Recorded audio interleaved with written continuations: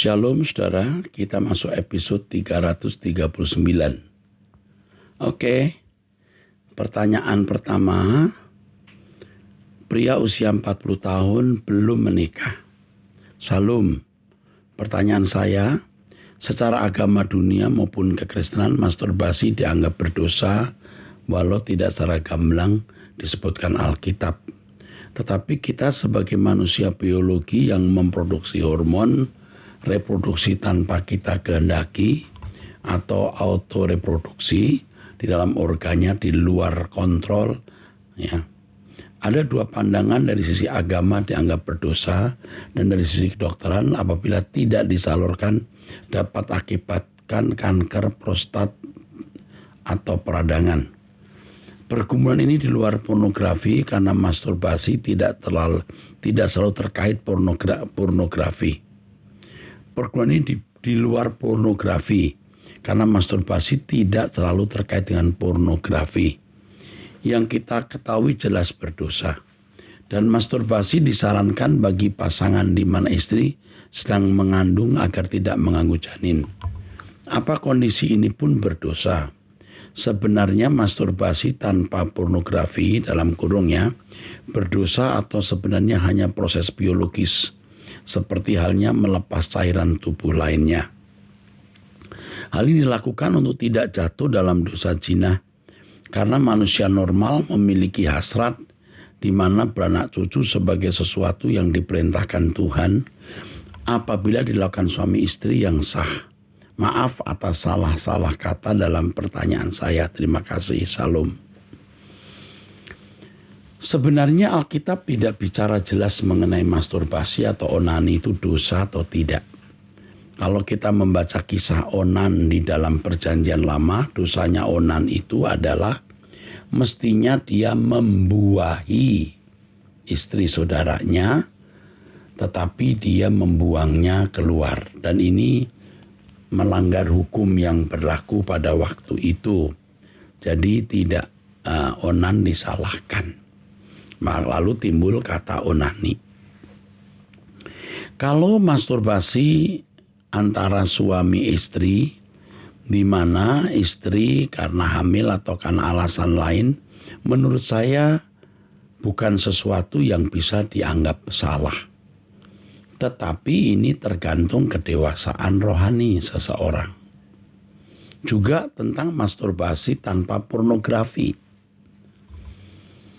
Setiap orang memiliki level kerohanian yang berbeda-beda. Kalau anak-anak muda usia 18 tahun, 16 tahun melakukan masturbasi, ya, kita katakan tidak boleh, ya. Tetapi usia seperti itu belum sanggup menguasai diri. Kalau kita sudah usia cukup dewasa, mestinya masturbasi harus kita pandang sebagai tindakan yang tidak senonoh atau kurang senonoh. Ya. Anda katakan betul, saya pernah membaca atau mendengar dan pernah tahu, ya, bahwa dari sisi kedokteran apabila tidak disalurkan akibatnya kanker prostat atau peradangan. Tetapi Tuhan yang ajaib, ya, membuat kalau produksi sperma seseorang berlebihan, dia akan keluar dengan sendirinya. Nah, ini juga Tuhan luar biasa.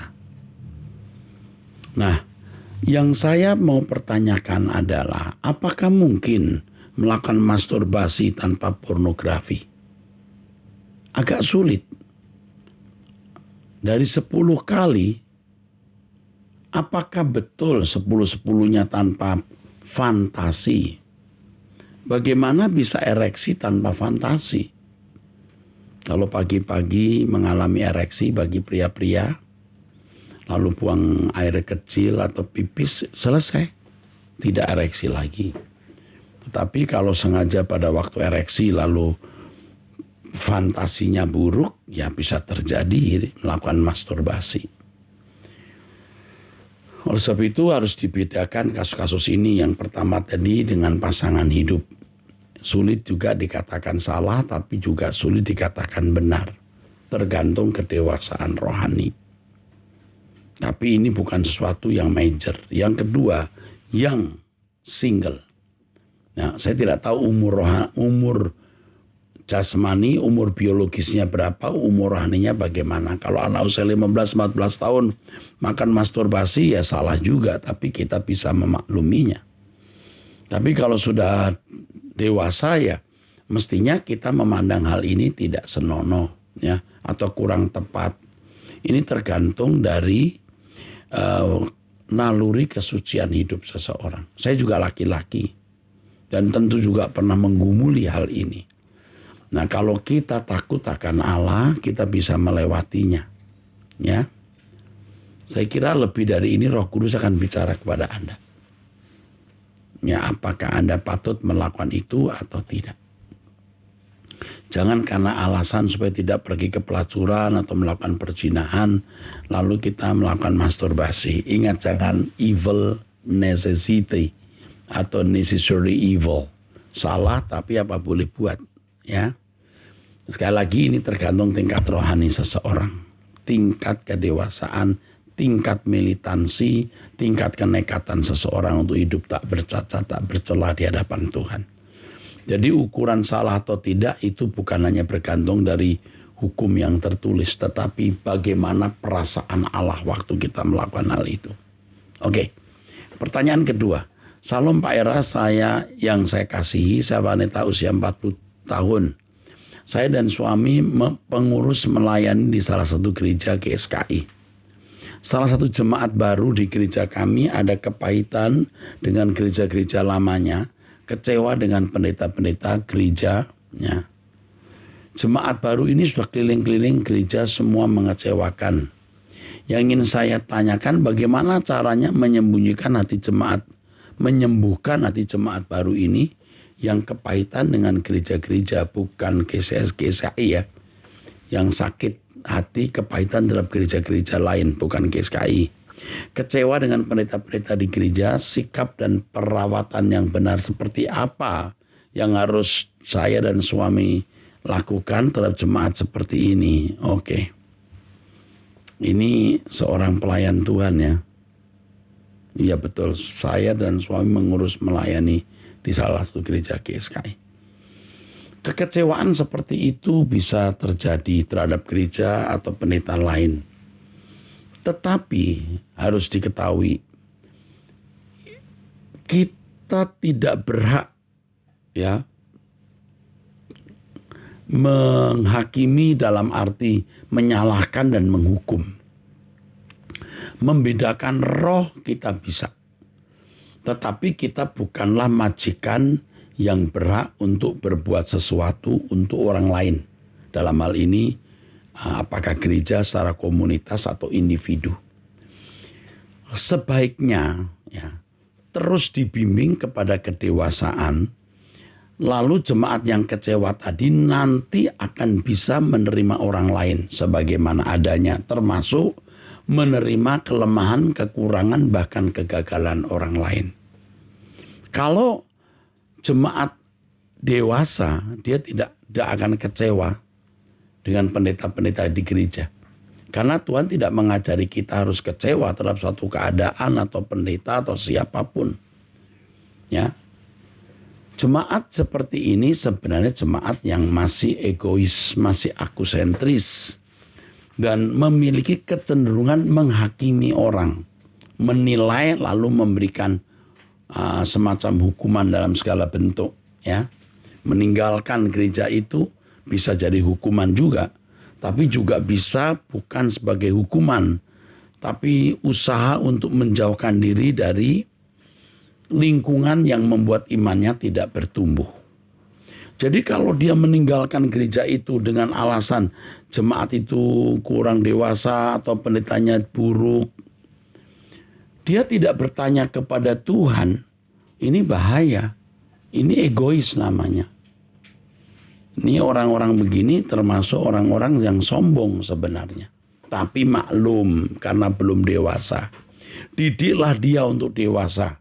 Supaya dia jangan memperlakukan Anda sama seperti dia memperlakukan gereja dan pendeta lain. Suatu hari kalau jemaat baru ini melihat kekurangan kelemahan Anda, dia pergi lagi. Ya karena tidak dewasa, tidak bisa menerima kekurangan dan kelemahan orang lain. Jadi jawabannya bagaimana perawatan yang benar? Beri contoh kehidupan Anda yang bisa menerima orang lain sebagaimana adanya, bahkan kekurangan, kelemahan, dan kegagalan orang lain. Beri teladan kehidupan yang baik dan sampaikan kebenaran untuk mendewasakan jemaat baru yang dalam tanda kutip sakit ini. Selamat berjuang, Tuhan memberkati. Pertanyaan ketiga dari pria dengan satu istri 2 anak di Bogor. Salam Pak Erastus, saya dan keluarga sudah 6 tahun mengikuti ibadah-ibadah GSKI Rehoboth dan mendapat banyak pencerahan mengenai kebenaran firman Tuhan. Trims Pak. Pak, pertanyaan saya, kalau kita mesti memfokuskan pada LB3, Langit Baru Bumi Baru, apakah profesi-profesi seperti aktivis pelestarian hutan, aktivis pelestarian hewan langka, dan yang akan terancam punah, saintis, eco-friendly materials merupakan profesi yang terkoneksi dengan rencana Allah Bapa akan dunia ini hingga LP3? Saya jawab iya. Karena Tuhan mau kita merawat bumi ini sebaik mungkin. Seperti sebuah kapal, kayak kapal Titanic yang sudah bocor lambungnya, yang sedang menuju ketertenggelaman. Tapi selama belum tenggelam ya harus bertanggung jawab. Apa yang bisa dilakukan seakan-akan tidak akan tenggelam. Ya. Tetapi kitanya harus tetap fokus pada langit baru, bumi baru. Kita tidak tahu kapan dunia ini diakhiri Tuhan. Jadi kita ikut melestarikan alam, kita ikut membangun kehidupan masyarakat dengan baik. Selama Tuhan belum datang. Ya, begitu. Saya sendiri pengusaha yang berorientasi pada pemanfaatan produk sampingan pertanian, sekam padi untuk memberikan pendapatan tambahan bagi petani. Goalnya kesejahteraan sosial, Pak. Tantangan keilmuan sains dan bisnisnya luar biasa berat. Ingin rasanya berhenti dan mencari nafkah di profesi yang lebih mudah. Semoga jawaban Bapak dapat memberi saya sudut pandang baru, puji Tuhan. Seperti yang tadi saya katakan, selagi bumi ini masih berputar, kita bertanggung jawab atas pelestarian bumi ini demi kehidupan masyarakat luas. Dan itu real ministry, dan itu pelayanan. Seperti yang Anda lakukan sekarang, real ministry. Membantu mereka untuk mendapatkan tambahan penghasilan dan memanfaatkan apa yang bisa dimanfaatkan. Oke, selamat berjuang, Tuhan memberkati. Pertanyaan keempat, Salam Om Erastus yang kekasih, ada seorang wanita berusia 35 tahun. Sangat berterima kasih lewat acara Abam karena banyak pertanyaan orang itu juga memberkati saya dan acara Waski serta Truth yang lainnya. Saya tinggal di Waingapu dengan waktu Indonesia bagian tengah. Profesi adalah sebagai pendidik anak usia dini. Anak PAUD maksudnya ya. Dalam hal ini apakah saya bisa bersaran Om? Kalau bisa record live doa pagi diunggah di YouTube. Saya di sini sudah mulai tatap muka terbatas dan saya harus membagi waktu ketika pagi dengan kegiatan sebagai ibu rumah tangga. Semisal masak, mandiin anak, datang sekolah tepat waktu dan lain-lain. Kenapa saya minta ada unggahan record seperti doa Jumat malam? Agar setiap hari saya bisa ikut doa pagi dengan Truth jam 4 atau 5 pagi. Waktu Indonesia Timur. Dengan record dari doa pagi hari kemarin, pada waktu pada waktu BDR, saya masih bisa ikuti live Zoom doa pagi karena banyak waktu di rumah. Ini Peter itu bekerja dari rumah kali, work from home. Oke, pada waktu work from home bekerja di rumah masih bisa ikuti live atau Zoom. Tiap kali bangun pagi nyanyian dari Om Eras selalu menggema di hati saya. Seolah-olah panggilan untuk saat teduh. Sekarang ini saya ambil sikap doa pagi namun tidak ikut live truth. Tapi hati saya rindu Om bisa terus dibimbing doa pagi bersama Om Erastus. Rasanya tenang damai itu lebih dari apapun ketika saya sudah doa pagi dan baca Alkitab. Menjadi sebuah petunjuk dalam saya menjalani aktivitas setiap hari. Mohon balasannya ya Om, jika memang tidak bisa diunggah ya di rekodnya tidak apa-apa. Saya sangat berharap begitu, hehehe. Maaf ya Om, Gusti Yesus memberkati kita semua. Baik, ini kepada penanya kami akan mempertimbangkan apakah bisa doa pagi itu tetap terus bisa. Nanti kita pikirkan ya. Terima kasih untuk sarannya. Kami memang sedang memikirkannya. Oke, pertanyaan keempat. Kelima sekarang ya. Kelima sekarang. Salam Pak Eras dan tim Truth ID, semoga senantiasa dijaga dan disertai Tuhan dalam pelayanannya. Sebab umat Tuhan rindu dan butuh kebenaran firman diungkap agar pertumbuhan kami sempurna sesuai dengan kehendak Allah. Terima kasih atas kerja kerasnya. Saya sehat dan kuat terus untuk Pak Eras, keluarga dan seluruh tim Truth ID. Saya wanita usia 27 tahun. Ya. Maksud saya mengirimkan pesan ini adalah untuk memohon elaborasi Pak Erastus terkait konteks wanita dalam 1 Korintus 14, 34, 35 dan 1 Timotius 2, 11, 12. Mohon elaborasinya Pak. Bagaimana harusnya peran dan otoritas wanita dalam pelayanan? Apakah wanita bisa menjadi gembala sidang sebuah gereja?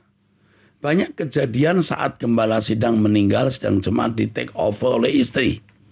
Bagaimana seharusnya para pengajar wanita memainkan perannya dan mengambil posisi yang biblical saat ikut serta dalam pelayanan di gereja?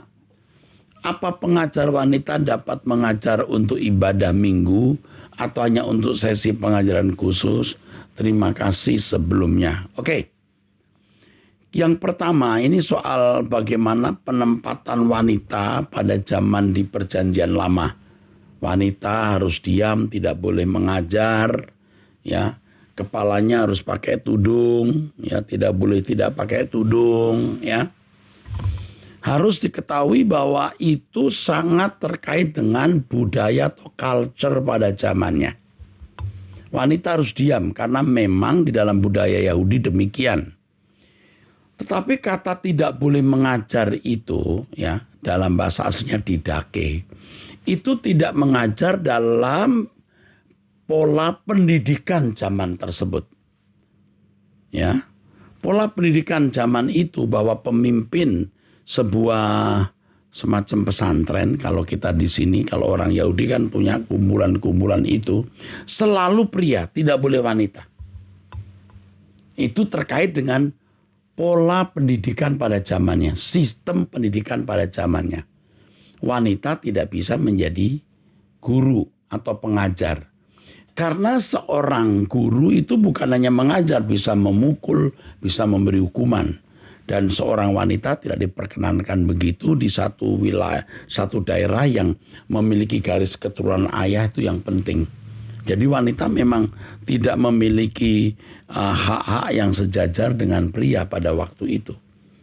Tapi bukan berarti wanita tidak boleh bersaksi. Ya, wanita bisa bersaksi. Wanita bisa berkhotbah, tapi tidak bisa mendidik dengan pola pendidikan, dengan sistem pendidikan seperti orang Yahudi pada waktu itu. Harus dimengerti ini, saudara. Sudah lain situasinya, sudah beda. Nah, adalah benar kalau wanita itu memiliki hak yang sama dalam mewarisi kerajaan surga. Itu penting kan? Itu yang utama. Walaupun dalam kehidupan di masyarakat waktu itu wanita dianggap di bawah pria. Waktu itu, apalagi sistem pendidikan di mana seorang guru itu memiliki otoritas khusus. Kalau wanita tidak bisa, mesti pria. Ya. Seperti di Indonesia ini kita lihat pesantren-pesantren ya bapak-bapak atau pria yang jadi pemimpin. Ini kan sistem pendidikan di dalam kehidupan orang Yahudi mirip seperti itu, saudara. Jangan kemudian wanita tidak boleh berkhotbah, tidak boleh mengajar, tidak boleh mendidik. Ini pendidikan model atau sistem waktu itu. Ingat ini. Nah, kita tidak boleh membawa suasana budaya Yahudi waktu itu ke zaman kita. Lalu mengenai wanita memainkan perannya dalam mengambil posisi suami ketika suami meninggal, ya enggak masalah. Asal dia mampu melayani. Ya, saya kira cukup itu. Makasih. Pertanyaan yang keenam, ya. Salam Pak Pendeta Erastus, saya wanita usia 29 tahun. Saya ingin tanya Pak, bagaimana cara mengatasi suami yang egois mementingkan diri sendiri? Jika ia tidak punya uang, dia pasti marah-marah. Bila dinasihati pun dia tidak akan terima. Padahal dia juga hamba musik. Hamba Tuhan yang main musik di gereja. Karena dia keras kepala, malas. Jadinya orang tua yang laki sering bilang kata-kata yang tidak diberkati. Contohnya dia bilang, anak nggak tahu diri, anak yang nggak tahu terima kasih. Dan dia pernah bilang, rezekimu jauh, katanya. Pak, itulah sering dia katakan. Aduh, jujur hati saya sedih sekali. Padahal firman Tuhan mengatakan ucapan itu adalah doa. Ucapan tidak selalu doa ya, kecuali ditujukan ke Tuhan. Aku pun terus menasehati mertua yang laki-laki. Jangan berkata seperti itu, saya bilang. Tapi dia nggak mau dengarkan. Pak, bagaimana cara untuk menghadapi? Saya sangat kasihan pada anak-anak saya ini. Anak saya sering berkata, Bapak nggak sayang kita, nggak sayang mama katanya. Jadi bandel anak saya Pak. Mohon pencerahan Pak, belakangan ini saya mengikuti suara kebenaran dari Pendeta Erastus dengan saat ini suami nggak nafkahi kami Pak. Tolong tumpang doa Pak. Wah, tumpang doa lewat masalah ini. Baik. Kepada ibu usia 29 tahun ini masih muda. Aduh, kasihan ya. Kasihan. Jangan banyak bicara untuk suami seperti itu. Dia marah, you diam. Dia tidak marah, you diam. Bicara seperlunya. Jika tidak perlu, tidak usah. Bicara hal-hal yang tidak mengangkat kemarahan atau emosinya. Ya.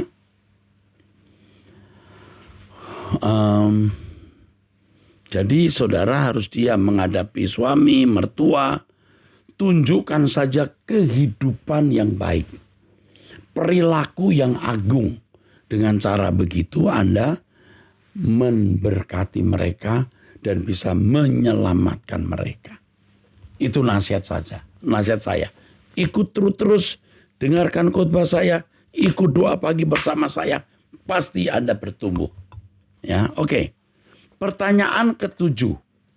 Selalu maaf mengganggu katanya. Enggak, jawab saya. Saya mau menanyakan sebuah pertanyaan. Saya tahu Anda tulis ini pasti mau tanya. Semoga pertanyaan saya juga bisa memberkati orang lain juga. Saya perempuan usia 24 tahun ingin bertanya. Dalam kitab Yohanes pasal 20 ayat 22 sampai 23. Di situ dikatakan bahwa murid-murid Tuhan Yesus diberi Roh Kudus sehingga berkuasa mengampuni orang. Yang ingin saya tanyakan, apakah arti dari ayat ini dan relevansinya dengan kehidupan kita sekarang? Apakah kita harus mengaku dosa kepada orang yang dikaruniai Roh Kudus sehingga kita dapat diampuni? Nah, ini penting sekali, saudara. Dalam Yohanes 20 ayat 20. Ayat 22 sampai 23 ya. Saya baca dulu ya saudara. Kan saya tidak mempersiapkan ya, pertanyaan ini tidak saya persiapkan. Artinya saya langsung membaca. Jadi saya belum tahu ada pertanyaan ini. Baik, Yohanes 20 ayat 22. Dan sesudah itu berkatalah Yesus ya. Ia mengembusi mereka dan berkata, terimalah Roh Kudus. Tidak membingungkan maksud ayat ini. Artinya mereka menerima meterai Roh Kudus atau diurapi Roh Kudus. Jikalau kamu mengampuni dosa orang, dosanya diampuni. Dan jikalau kamu menyatakan dosa orang, tetap ada, dosanya tetap ada. Jikalau kamu mengampuni dosa orang, itu bukan berarti pengampunan tergantung kita. Lihat ayat sebelumnya, terimalah Roh Kudus. Jadi kalau orang menjahati saudara yang diurapi Roh Kudus, ini konteksnya murid-murid waktu itu memang luar biasa ya, diurapi Roh Kudus, tapi juga dianiaya. Ketika seseorang menganiaya Anda, menyakiti Anda, merugikan Anda berkata ampuni, dosanya diampuni. Seperti apa yang dilakukan oleh Stefanus. Dilempari batu dan berkata ampunilah mereka. Ternyata Saulus itu diampuni dan bertobat. Jadi maksudnya bukan kita punya hak mengampuni orang lain, tetapi kita mengampuni orang yang menyakiti kita. Orang yang berdosa kepada kita. Tuhan mengampuni. Yang kedua, maksud ayat ini juga bisa berarti kalau kita menyatakan orang diampuni, itu pasti karena Roh Kudus memimpin kita. Saudara sudah diampuni Tuhan Allah, sudah mengampuni Anda. Kok tahu? Ya karena Roh Kudus di dalam diri kita. Jadi dasarnya bukan karena kita mau, tapi karena Roh Kudus yang memberitahu kepada kita apakah orang tersebut benar-benar menerima pengampunan atau tidak. Itu tergantung kita. Maksudnya tergantung Roh Kudus, bukan tergantung kita. Ya, seperti misalnya Ananias dan Safira ya. Itu menipu Roh Kudus, ya. Bukan menipu Petrus. Kamu menipu Roh Kudus. Nah, saudara, dan Ananias Safira sekaligus ketika itu mati. Karena Petrus penuh Roh Kudus. Apa yang akan dikerjakan Roh Kudus, apa yang sudah dikerjakan Roh Kudus, Petrus tentu tahu karena dia dipimpin Roh Kudus. Oke, cukup itu. Demikian episode ini, sampai jumpa di episode yang akan datang. Sampai jumpa, Tuhan memberkati saudara sekalian.